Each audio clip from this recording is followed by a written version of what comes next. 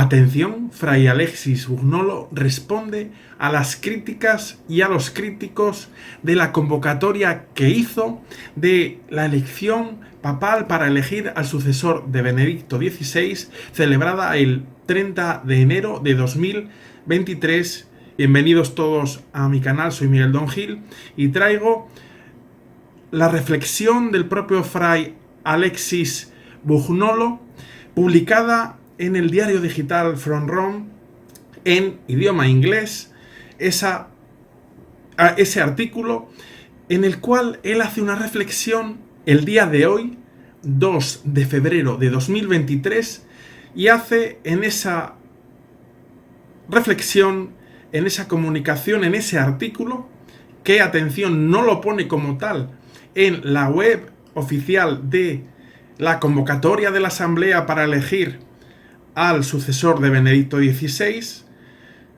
organizada por él y un grupo de fieles católicos conservadores, no lo pone ahí, sino que lo hace en From Rome. Y ahí hace una reflexión sobre lo sucedido en esa asamblea, sobre el resultado de la elección, sobre los críticos hacia su persona, sobre aquellos que le apoyaron y luego se distanciaron de él. Y podemos decir que es el testimonio de primera mano de Fray Alexis Bugnolo, exponiendo públicamente su opinión sobre todo esto y su postura en todo este proceso que ha tenido la atención de miles de fieles católicos por el mundo que han seguido esta noticia con interés, curiosidad, dependiendo cada caso. No voy a leer en detalle toda esa comunicación contenido en ese artículo, pero sí me referiré a los puntos más importantes que nos ayudarán a entender cuál es la posición que él tiene, porque él mismo nos la testimonia en su contenido. Empieza diciendo que es un horrible pecado de soberbia y de robo arrogarse el derecho de juzgar jurídicamente a los demás en la Iglesia. Entendemos que esto lo hace por las críticas que él recibió. Dice, porque en la Iglesia de Dios toda autoridad viene de Dios y ningún hombre puede pretender tenerla.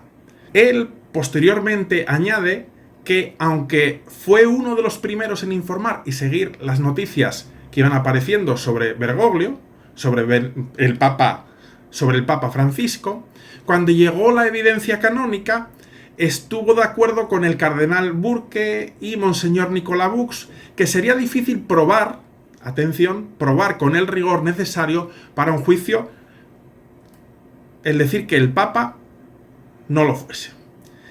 Y añade, y así dejé de decir que la elección no era válida. Se refiere a la elección de Francisco. Y añade, y esto es importante, por eso también, aunque reconocí que las cosas dichas y enseñadas por Jorge Mario Bergoglio como antipapa eran heréticas y blasfemas, nunca dije ni pretendo tener el derecho de sacarlo de la Iglesia. Él está diciendo que nunca dijo ni pretende tener el derecho de sacarlo de la Iglesia. En esta línea es de suponer que cuando él convocó la asamblea, lo hacía como una necesidad para llamar la atención, que los católicos fijasen la mirada crítica sobre lo que pasa en la Iglesia, pero no con el deseo de elegir otro sucesor a la sede de Roma. Añade, no, más bien, como debe hacer todo católico, hice un llamado a los cardenales o a los obispos para que se reunieran y lo condenaran. Eso es lo que él quería, realmente, que cardenales y obispos se diesen cuenta de la situación de la Iglesia y la condenasen la situación, para intentar buscar soluciones. Ese era su único objetivo. Añade, ese es el camino católico. Empecé a escribir en From Rome, mucho antes de que nadie oyera hablar de Don Minutella o de Andrea Chionchi. Y fueron católicos de los Estados Unidos y Canadá, como el padre Kramer y el padre Brunner, que estaban muy por delante de todos en este tema. Es cierto, añade, que Raedeli fue el primero en dudar de que la renuncia fuera una abdicación. Se refiere a la renuncia del Papa Benedicto XVI. Y que el padre Volpi fue el primero en decir que no se ajustaba al canon 332 y fue la Pace quien dijo que no se puede renunciar a algo en el futuro, sino que tiene que ser inmediatamente. Y añade ahora, para todos estos, pero de todos estos escritores, yo fui el único que llamó constantemente a la acción para resolver el problema. Incluso me reuní con los principales canonistas en Roma para sugerir lo mismo en 2019, pero tampoco querían hacer nada. Así que tenía una perspectiva completamente diferente a la de cualquier otro líder importante en la cruzada. Benedicto es el Papa. Y añade, tampoco escribí nunca un libro para la venta comercial al respecto como hicieron muchos otros. Es decir, que se refiere a que escribieron y sacaron algún tipo de beneficio económico. Él dice, no, refiriéndose a él, me endeudé para defender la causa de Benedicto. Que yo sepa, nadie más lo hizo. Él afirma que él es el único que no obtuvo ningún beneficio, sino que se endeudó para defenderla. Y ahora añade, atención, pero ahora ha estallado la gran disensión entre nosotros, porque yo reconozco válida la elección del Papa Francisco el lunes pasado y todos estos no. Esto lo recalca. Así que ahora están en una gran crisis de fe y lo que les espera es muy, muy oscuro. Los llamo, y él acuña un término, sedevacantistas antibergoglianos. A diferencia del sedevacantismo normal, explica Fray Alexis Bugnolo en su entender, el sedevacantismo normal que se da en aquellos que dudan sin razón de la validez de una elección papal en cónclave, estos están inventando dudas sobre algo en lo que todos pudieron haber estado personalmente presentes, ya que ocurrió en nuestros días. Es decir, que está diciendo que no estuvieron presentes porque no quisieron. Y destaca, respecto a esta asamblea que él organizó el 30 de enero de 2023. Casi todos coincidieron en que la forma de elegir era válida antes de que se llevara a cabo la elección, pero fue el resultado lo que les molestó. Y ahora añade, con cierto tono de humor, entiendo, si alguno de ellos fuera elegido, lo más probable es que aceptara la elección como válida en proporción a la ventaja que pudiera obtener personalmente de ella. Es decir, que él entiende que actúan por interés, según manifiesta en este artículo. Pero para todos estos sedevacantistas antibergoglianos hay un futuro oscuro, él predice.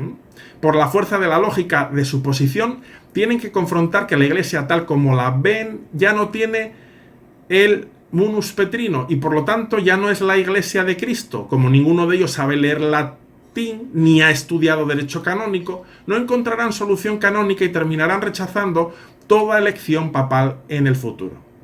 O sea, él está criticando y dice que no entiende latín y que por eso no puede interpretar bien el derecho canónico en esta línea que él manifiesta. Y añade, y como ellos mismos inventarán de la nada sus propias condiciones para una elección jurídicamente válida, incluso sin lograr realizar alguna elección en Roma, será nula y sin efecto, dice Fray Alexis Bugnolo, y nunca reconocida por la Iglesia de Cristo, porque tal elección nunca puede volver a suceder, ya que, y lo destaca en letra negrita, solo la primera asamblea convocada después de la muerte de un verdadero papa tiene derecho a elegir al papa. Como prueba, dice Fray Alexis Bugnolo, toda la historia papal. Es decir, que este hecho que ocurrió en la asamblea del 30 de enero de 2023 solo puede ocurrir una vez y no se puede repetir. Y añade, de modo que su descontento, es decir, de estos que él denomina sedevacantistas antibergoglianos o anti-Papa Francisco, los está llevando a la perdición porque como quieren juzgar quién es quién, no es Iglesia y quién es y no es candidato válido al papado, echando el derecho canónico a las hogueras de su demoníaca soberbia, han puesto su rostro contra Dios y se han declarado sus enemigos. Él afirma, Fray Alexis Bugnolo, todos ellos morirán desesperados o con falsas esperanzas si no se arrepienten. Los compadezco a todos porque comí, bebí, oré y canté junto a casi todos ellos. Fui su colaborador, es decir, manifiesta que fue cercano colaborador de todos ellos.